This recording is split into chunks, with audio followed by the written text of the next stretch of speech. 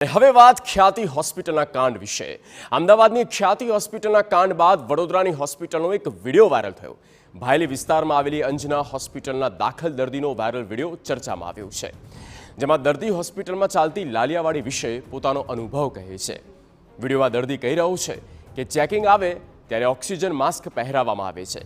દર્દી કહી રહ્યો છે કે ફોટો પાડવા માટે ઓક્સિજન માસ્ક પહેરાવવામાં આવે છે, ત્યારબાદ તેને કાઢી લેવામાં આવે છે। દર્દીની આ કેફિયતથી હોસ્પિટલ તંત્ર સામે અનેક સવાલો થઈ રહ્યા છે। શું આયુષ્માન યોજનાનો લાભ લેવા માટે દર્દીને માસ્ક પહેરાવી ફોટા પાડી લેવામાં આવે છે? શું જરૂર વગરના દર્દીને ઓક્સિજન માસ્ક પહેરાવાય છે? વિડીયો વાયરલ થયા બાદ આરોગ્ય વિભાગ એક્શનમાં આવ્યું છે। આરોગ્ય વિભાગે વાયરલ વિડીયો અંગે તપાસ કરી છે। પેશન્ટને 2 કલાક જીગર भी पड़े फोटा जीगर भी पड़े फोटा जीगर भी पड़े ના આ ગમે તે પાડે એટલે એમને જ મોકલવાનું। હા ના અહીંયા જરા ફોટો પાડી નહીં તમે ફોટા કરો કાગળ પર એ ફોટો પર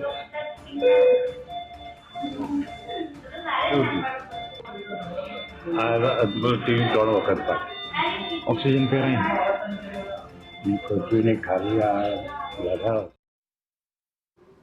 ત્યારે વધુ માહિતી સાથે વડોદરાથી જોડાઈ ચૂક્યા છે સંવાદદાતા અંજલિ ઓઝા।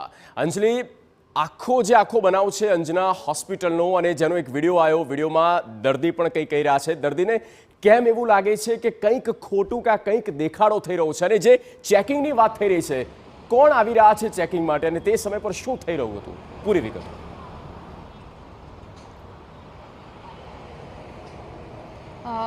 બિલકુલ જગદીશ, જેવી રીતે વાત કરીએ કે છેલ્લા 2 દિવસથી જે રીતે ખ્યાતિ હોસ્પિટલની વિગતો સામે આવી રહી છે, ખ્યાતિ હોસ્પિટલના જે કૌભાંડો સામે આવી રહ્યા છે, તેવી જ રીતે વડોદરા શહેરના છેવાડે આવેલી ભાયલી વિસ્તારમાં આવેલી જે અંજના હોસ્પિટલ છે, તેમાં દર્દીને દાખલ કરવામાં આવ્યા હતા। તેમને જે તકલીફ હતી તેના કારણે તેઓને ઓક્સિજન માસ્ક લગાવવામાં આવ્યું હતું, પરંતુ આ માસ્ક એટલો સમય જ લગાવવામાં આવ્યું જેટલો સમય માટે તેઓને ફોટા પાડવાની જરૂરિયાત હતી। દર્દી દ્વારા જે વિડીયો વાયરલ થઈ રહ્યો છે તે વિડીયોમાં એવું જ બતાવવામાં આવી રહ્યું છે કે આ જે દર્દી છે તેને ઓક્સિજન માસ્ક તો પહેરાવવામાં આવે છે, પરંતુ જ્યારે તેઓને ફોટો પાડવાનો હોય તે સમયે જ માસ્ક પહેરાવે છે અને આ ફોટો પાડવાની જરૂરિયાત આયુષ્યમાન કાર્ડ માટેની જે સહાય લેવાની હોય તેમાં ફોટો અપલોડ કરવો જરૂરી બની રહેતો હોય છે। ત્યારે આ હોસ્પિટલ દ્વારા આ પ્રકારનું સ્કેન્ડલ ચલાવવામાં આવતું હોય તે પ્રકારનું આરોપ કરતો જે વિડીયો છે તે સામે આવે છે। તો બીજી તરફ આ જ વિડીયોની અંદર જે હોસ્પિટલના સત્તાધીશો છે તેઓ જણાવી રહ્યા છે કે 24 કલાક જો દર્દીને માસ્ક પહેરાવવામાં આવે, ઓક્સિજન આપવામાં આવે તો તેઓની તબિયત પર વધારે અસર થતી હોય છે, પરંતુ અહીંયા સવાલ એ જ ઊભા થાય છે કે જે દર્દીને ઓક્સિજનની 24 કલાક જરૂરિયાત હોય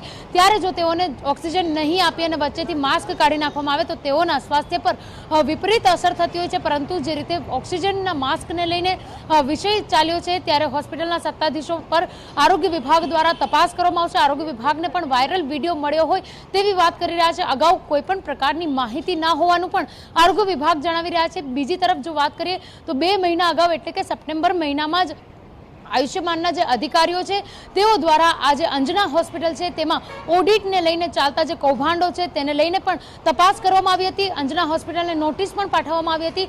તે સમયે પણ આરોગ્ય વિભાગ દ્વારા તેઓને બચાવ કરવામાં આવતો હોય તે પ્રકારના દ્રશ્યો થયા હતા। ત્યારે ફરી એક વખત જ્યારે અંજના હોસ્પિટલ પર વાયરલ વિડીયો જે હોસ્પિટલમાં રહેલા જે દર્દી છે, દર્દીએ હોસ્પિટલમાંથી જ જ્યારે વિડીયો વાયરલ કર્યો છે, ત્યારે આને લઈને હવે વડોદરા શહેરનું જે આરોગ્ય વિભાગ છે અને આયુષ્યમાન કાર્ડના જે અધિકારીઓ છે તેઓ કયા પ્રકારે હોસ્પિટલ પર કાર્યવાહી કરે છે તે જોવું પણ તેટલું જ મહત્વનું રહે છે। જી બિલકુલ અંજલિ, આભાર તમામ માહિતી આપવા માટે। તો કંઈક ખોટું થયું હોવાનું પણ એ દર્દી કે તેના જે સ્વજનો છે તેમને લાગી રહ્યું છે, કારણ કે ચેકિંગ આવે છે ને તે સમય પર ઓક્સિજન માસ્ક પહેરાવવામાં આવે છે। શું આયુષ્યમાન કાર્ડ અંતર્ગત જે લાભ મળવા જોઈએ અથવા તો પછી જે પેમેન્ટ ત્યાંથી નીકળવું જોઈએ, શું તેના માટેની કોઈ આ લોભ લાલચ છે કે કેમ?